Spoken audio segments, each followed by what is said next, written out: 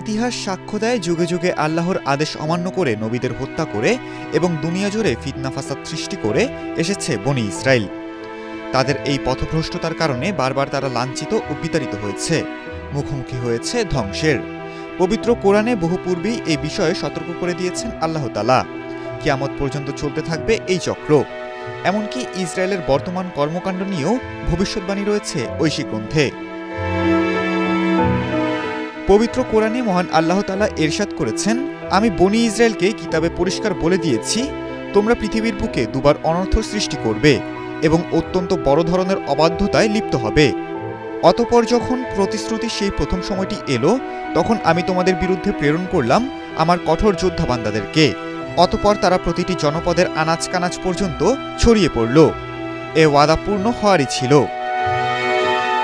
Vision এসে নিয়ে এলো মানিব্যাগ গ্যারান্টি অফার।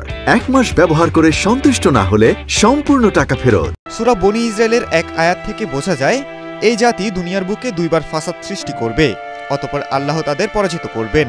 ধারণা করা হয় প্রথম ঘটনাটি ইতোমধ্যে ঘটে গেছে। খ্রিস্টপূর্ব 722 অব্দে বনি ইসরায়েলের একটি অংশকে জোরপূর্বক নির্বাসিত করে এশিরিয়ানরা।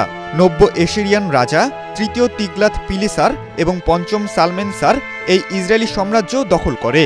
তখন জেরুজালেম দখল করে নিয়েছিলেন এসিরিয়ান রাজারা।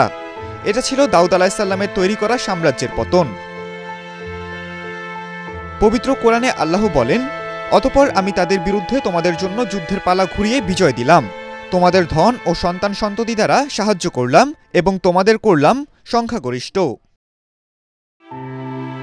এভাবেই দুনিয়ার বুকে বনি ইসরায়েলদের পুনরায় ক্ষমতা দান করেন আল্লাহ তাআলা।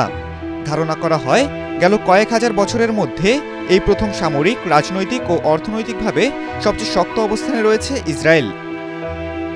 ইসলামের শুরুর দিকের কোরআনের তাফসিরবিদদের মতে কোরআনে বর্ণিত দুটি ঘটনাই ইতোমধ্যে সম্পন্ন হয়েছে। তবে আধুনিক মুফাসসিরদের বিশ্বাস দ্বিতীয় ঘটনা এখনো সংঘটিত হয়নি।